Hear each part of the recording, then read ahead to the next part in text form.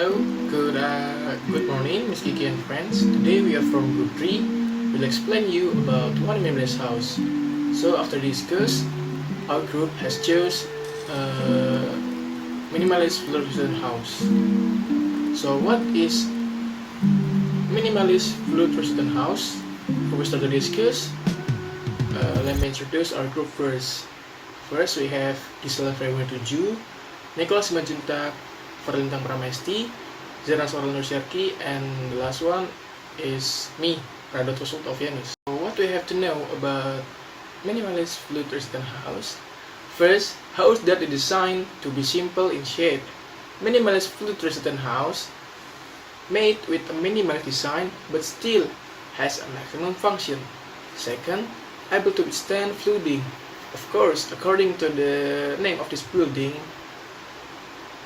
is designed and endeavored to be able to withstand the effect of flooding, so the entire house is protected from its effects. 3.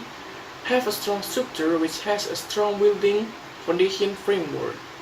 This is honored by this house in order to keep minimalist flood resistant house standing even though there is a flood. So, there is 5 concepts of minimalist flood-resistant house. The first is building relocation. The first and most effective technique is to simply locate the building outside the floodplain. For new construction, this can be accomplished by checking the flood maps and avoiding building within the floodplain. Second is building elevation. This can be done by designing the building so its lowest floor is located at or above the flood level. We can physically lift the building and build an elevated foundation system underneath it.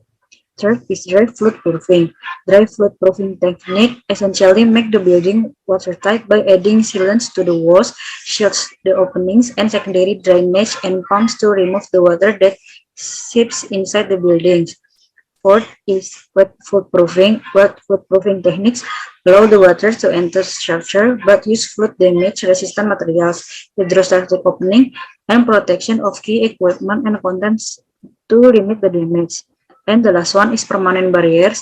Place a permanent barrier around the structure to prevent flood waters from reaching it. Now, we will talking about what we need to do as a consistent food resistant house project worker.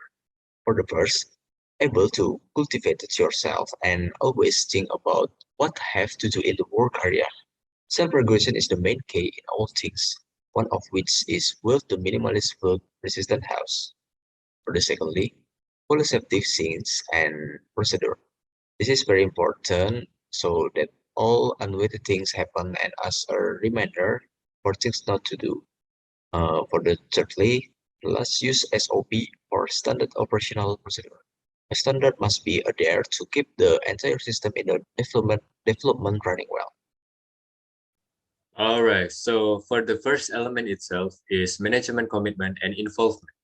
Commitment and involvement of top management and management is the most basic and important thing in mobilizing workers' participation in creating a healthy and safe work environment. This commitment must be the main priority of leaders and management in realizing an effective OSH program. One way to achieve this is to include the importance of OSH in the company's mission and involve workers to follow all OSH procedures. The second element is hazard identification and risk assessment.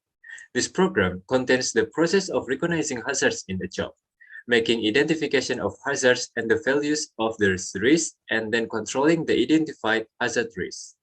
The purpose of this hazards identification and risk assessment is to prevent and minimize work accidents and increase productivity.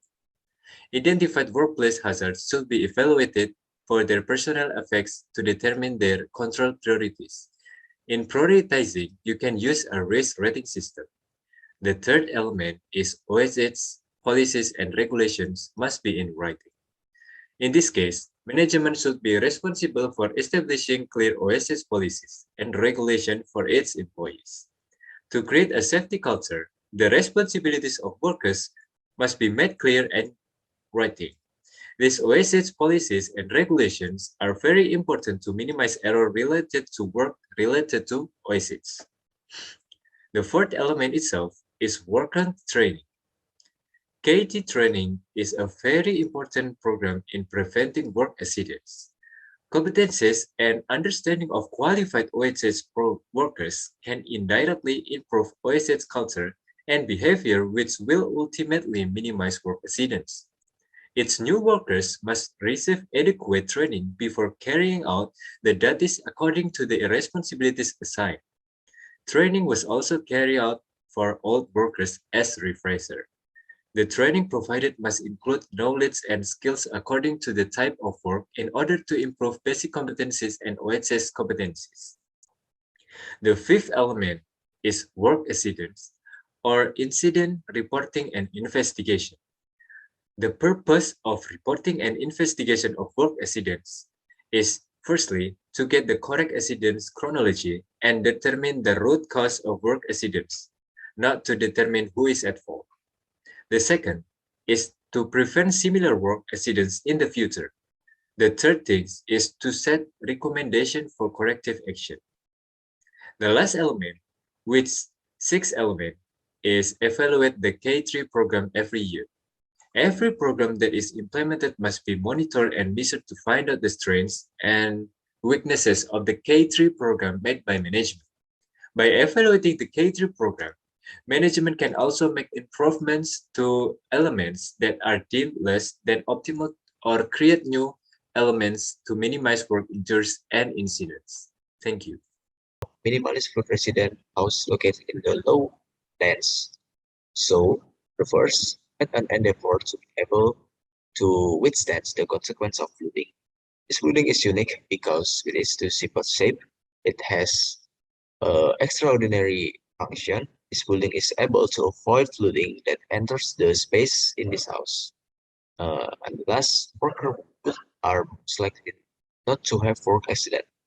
Built on lowlands but flat plains and located not in the mountains where possibility of major accidents occur. About the materials. In building a minimalist food-resistant house, appropriate and sturdy materials are needed to be able to avoid the impact of flooding on the building. There are three materials that are usually used in building a minimalist food-resistant house. First, steel, and second, concrete, third, brick. And then next, job that needed in minimalist food-resistant house construction. The most important job in the process of building a minimalist food-resistant house is civil engineer constructor. Civil engineer constructor manage all people and materials resources on the construction site of the minimalist food-resistant house.